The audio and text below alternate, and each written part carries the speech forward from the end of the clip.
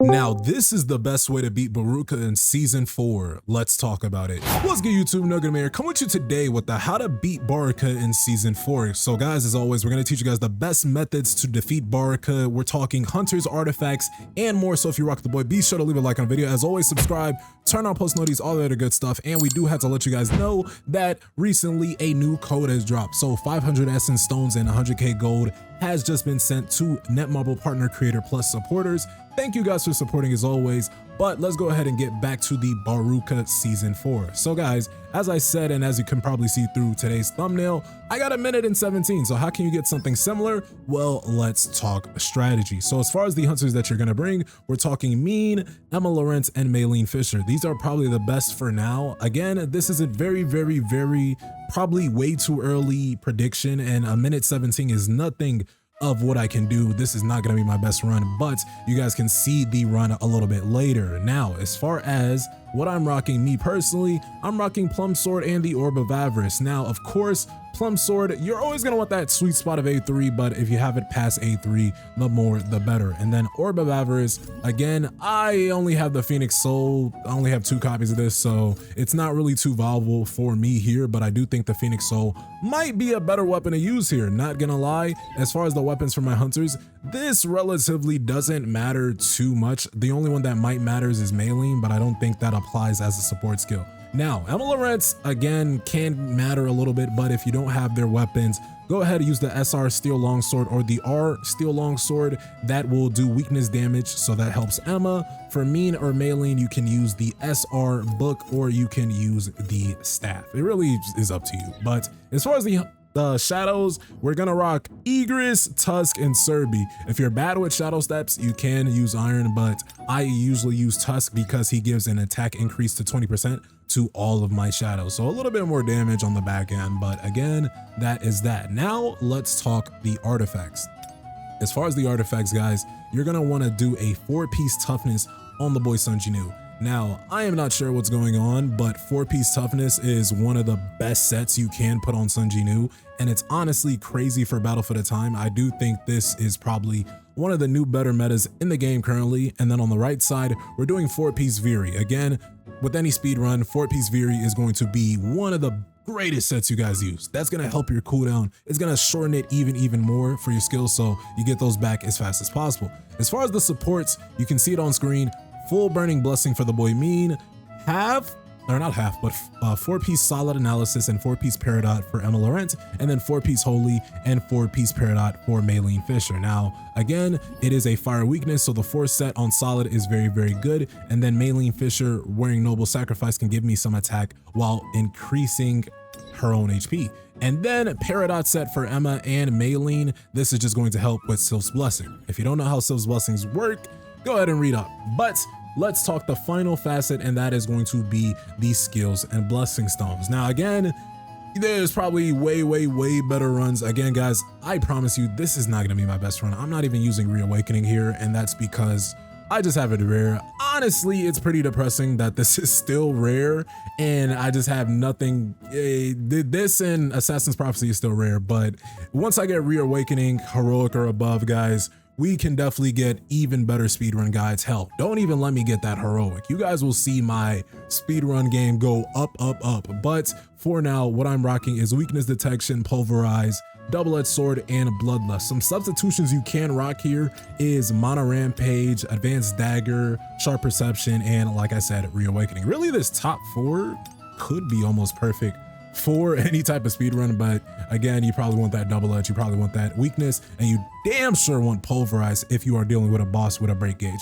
But let's finish up here. We are talking the 2 skills you want to bring here. So the first is going to be Decimation. As you can see, I have this relatively maxed out almost. It's level 10 plus 9. This one's doing 3145 for damage and then doing Almighty Break. We're pairing that with Absorption, Commander's Touch. This one's not all the way leveled up, level 13, 7 plus 6, doing 1392, but this is going to help me get my power gauge up. And yes, we are doing an ult build, of course. Now guys, with all that in mind, the tactics for Baruka is very standard, very simple, and very easy.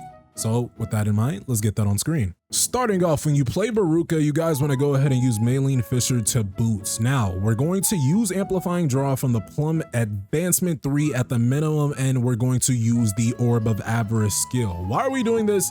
It's basically so we can get that enhanced crit damage from the Plum Sword. So we're gonna go ahead and use the Orb of Avarice skill and then kill those mobs. I'm gonna cancel a little bit of the Orb of Avarice skill because the orb does skill is not going to hit these back mobs, so I'm going to go ahead and cancel out of that or shift forward and use the Commander's Touch skill. Now, when I use the Commander's Touch skill, that should take care of all the phase 1 mobs, so I'm looking around, making sure we're all good, and then as soon as I see this Ice Crystal, we're going to, well, I would say full bloom, but my shift didn't register, but we bloom, but you definitely want a full bloom there. You want a full bloom on the ice, and then you kind of want to, I don't know how to best explain this. Again, I think me not having Reawakening at a high advancement or a high rarity is kind of very much detrimentalizing my personal speed run. But guys, we're going to go ahead, and when it comes to this iceberg, I probably think this is probably the longest part of phase 1. It's just trying to kill all these mobs, really, and you can do this a various amount of ways. You can summon Emma Laurent,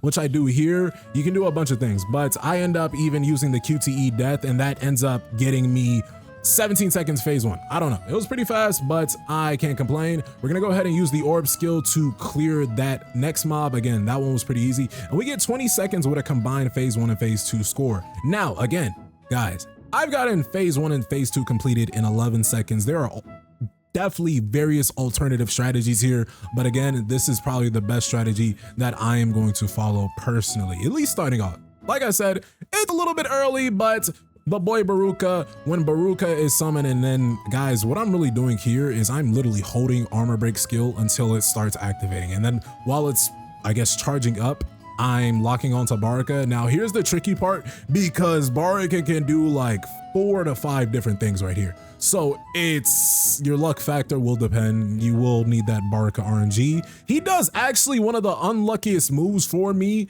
but he dashes like in front of me right before. I've missed a decimation skill when he's did this move several times, so I got lucky there. And then I even got an extreme evasion, which was pretty cool. Now we're not gonna use it there. We're gonna full bloom. We're going to wait. Now, guys, we talk about burst damage on stream. This is probably my first time mentioning it in video, but guys, you need to prepare your burst damage properly. Many of you probably would have took that shadow step right there, and I don't blame you, but guys, you gotta know when to shadow step, when not to shadow step. So definitely that wasn't a time to shadow step, I don't think, but now we're going to have a better opportunity to shadow step, and that's right here. So literally 3 seconds later, we now shadow stepped, and look at the cooldowns. We have 1 second cooldown on decimation, 2 second cooldown on Emma Laurent. Our support skills are already ready. Our ultimate is about to be ready. Guys, you gotta prep up the burst damage. Maybe we'll get a burst guide. We summon the shadows. We do a shift so we get the amplifying draw effect as we activate decimation.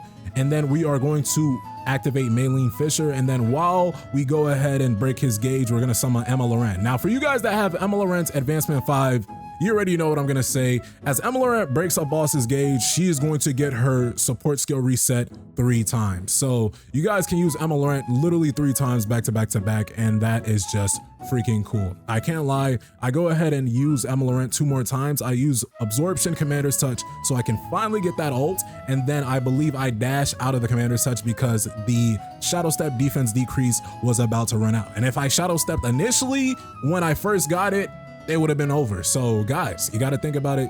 Don't shadow step immediately, but there's pretty much nothing else to really talk about. Let's get the ult off. Now, here's the thing.